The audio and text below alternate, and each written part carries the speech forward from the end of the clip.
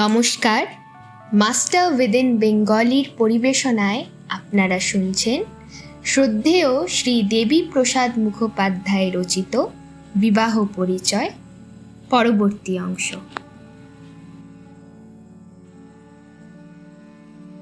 বিবাহপূর্ব যৌন ব্যভিচার আজ পাশ্চাত্য সমাজকে কিভাবে ছাড়খাড় করে দিচ্ছে তা অভিজ্ঞ ব্যক্তি মাত্রেই অবহিত আছেন। বিবাহিত জীবন সেখানে সুখের নয়, মেয়েদের নিরাপত্তা বোধ অন্তর্হিত।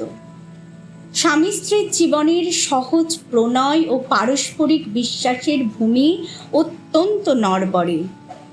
পরিণামে সেখানকার জাতকগণ বিক্ষিপ্তমতি, অস্থির চিত্ত। এক অজানা শান্তি লাভের প্রত্যাশায় সেখানকার ছেলেমেয়েরা ছটফট করে ঘুরে বেড়াচ্ছে। ইট বালি কাঠের ঘর তাদের আছে বটে, কিন্তু সে ঘরে তারা স্থিতি লাভ করতে পারছে না। ঘরের বাঁধন ভেঙে ভেঙে পড়ছে। বৃদ্ধ বয়সের মা বাবা সেখানে অবহেলিত। তিল তিল যত্ন দিয়ে যাঁরা সন্তানদের জীবন গড়ে তুলেছেন, বয়ঃপ্রাপ্ত সন্তান আজ তাঁদের দিকে ফিরে তাকাবার প্রয়োজন বোধ করে না। প্রাচ্য দেশেও এই ঢেউ যেখানে লেগেছে, সেখানেই ঠিক একই পরিস্থিতি প্রকট হয়ে উঠেছে। প্রবৃত্তিমুখীনতার এই প্রবল ক্ষুধা গৃহের তথা পরিবারের স্বস্তিকে চুরমার করে দিচ্ছে। পবিত্র শ্রদ্ধাবান বংশের মেয়ে যদি অমন্তর সদৃশ বংশের ছেলের হাতে পড়ে, তাতে স্বামী স্ত্রী উভয়েই পরিতৃপ্ত থাকে এবং বংশও হয়ে ওঠে উজ্জ্বল ও মহিমময়।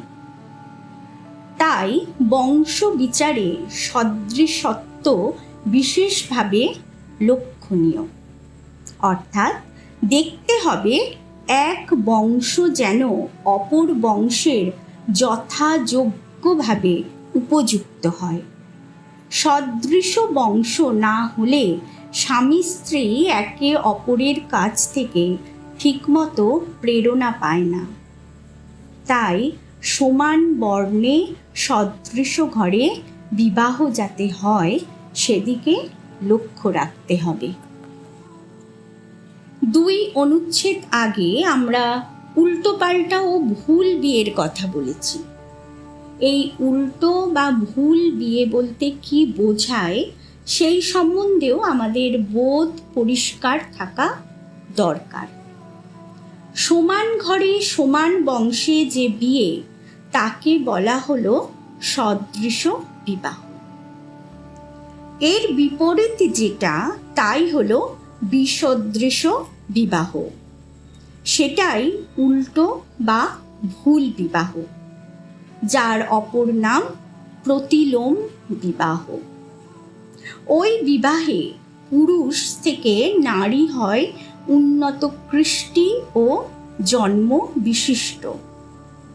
ওই জাতীয় নারী ও পুরুষের মিলনের ফলে অপকৃষ্ট বীজ উন্নত ভূমিতে পড়ে জাতকের মধ্যে একটা বিক্ষুব্ধ অসমীচীন সংস্থিতির সৃষ্টি করে।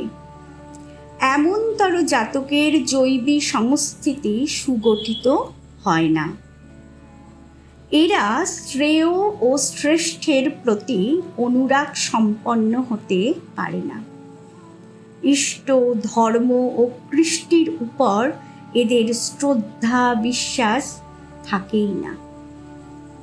এদের প্রতিভা থাকলে তা হয় বিস্ফোরণী, বিধ্বংসী, অহিতপন্থী।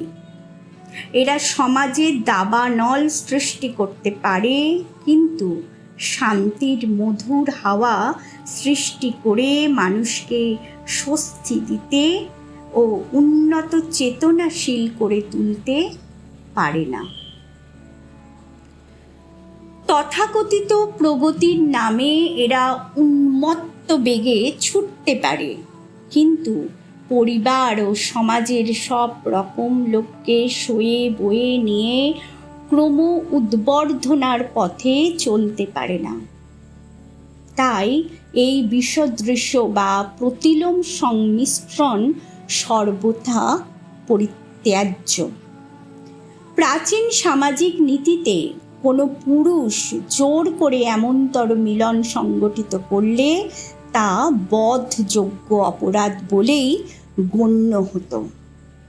মনু সংহিতার 8 অধ্যায়ের 366তম শ্লোক।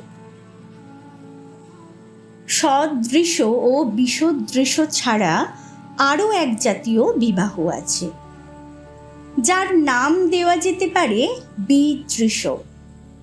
এটা ঠিক বিষদৃশ নয়, অথচ সদৃশ হতে একটু ন্যূন ধরনের। এই বিবাহে নারী পুরুষ থেকে কিছুটা নিকৃষ্ট ঘরের হয়। শাস্ত্রে একে বলা হয়েছে অনুলোম বিবাহ। সদৃশ না হলেও এটা এক পক্ষে ভালো, এবং এর দ্বারা বিষদৃশ বিবাহের কুফল সৃষ্টি হয় না।